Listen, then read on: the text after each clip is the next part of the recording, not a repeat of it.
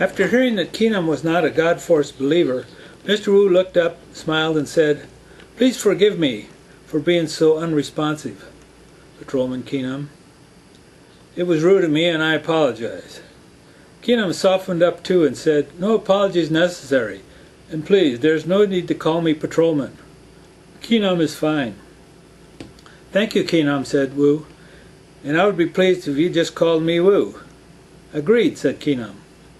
"I'd be honored if you would stay and talk with me a while," said Wu. "I would very much like to know your thoughts on God." "And I would be interested in your thoughts as well," said Kenom. Wu got up from his mat and they both sat down on some comfortable chairs.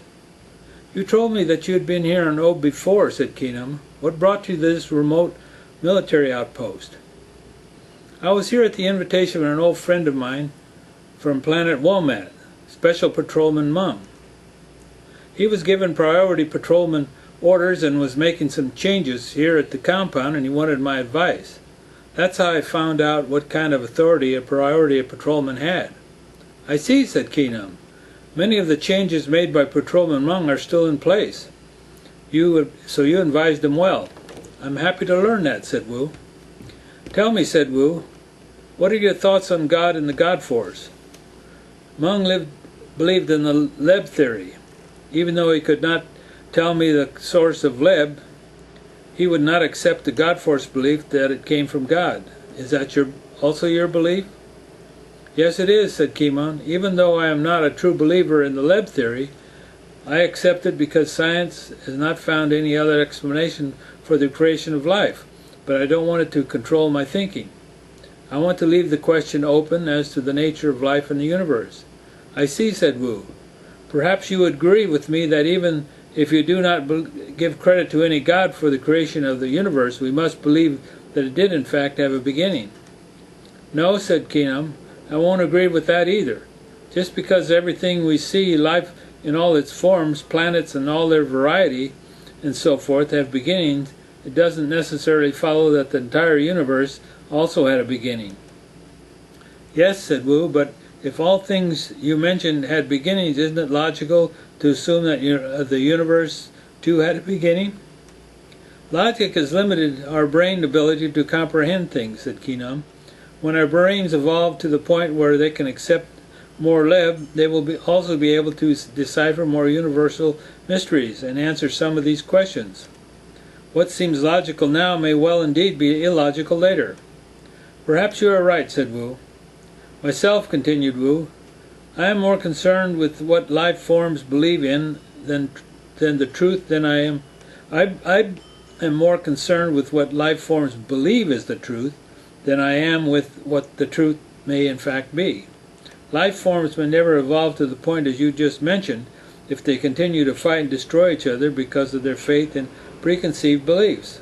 I am here with you now because there are two opposing views of life here on Ob. One by the Flextons and their faith in God, and the other by the Plutons with their belief in the God Force." "That's true," said Kenom. "Men stifle their thinking by believing strongly on this matter one way or the other." "Yes," said Wu.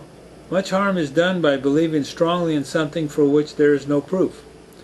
I had an interesting talk with a Flexloid patrolman," said Kenom. "He was out here doing some repair work on our universal vision. He told me—" The conversation was interrupted by Enew, who knocked on the door, then entered. "Central Command has just voice transferred and said that the spacecraft has been repaired. They ask that all passengers are re-aboard," he said. "Thank you, Enew," said Kenom. Turning to Wu, Kenom said, "Well, we must continue this conversation another time." "Indeed we must, Master Wu." On the return trip to the spaceport, Kenom and Wu talked about art on the planet Ute, which Kenom had heard so much about. The subject of Fleckmaster Chubo's gallery also came up. Master Wu knew of it and had seen many of the paintings within his collection. Kenom told Master Wu about the embarrassing gift of two abstract paintings that had ended up in the Friendship Gallery, which amused Wu greatly. Wu suggested that perhaps the gift was not the best way to make friends. When they arrived at the spaceport, the supply ship was loading and preparing for launch. Mr. Wu boarded along with the rest of the passengers. Goodbye, said Kenom. Have a safe journey. And you also, said Wu. May you always travel in light. Later that night back at the mini-dome, Enew and Kenom thought much about their guest. He was a strange organic, don't you think? Asked Enew. Indeed he was, said Kenom. I'm sure he knows more about me than I know about him. As he prepared to send back the organic life supply package to Central Dome, Enew noticed that Mr. Wu had not touched a thing. Look, said Kenom. Master Wu didn't touch a bit of his organic substance food, or anything else. They both looked at each other. What a strange human.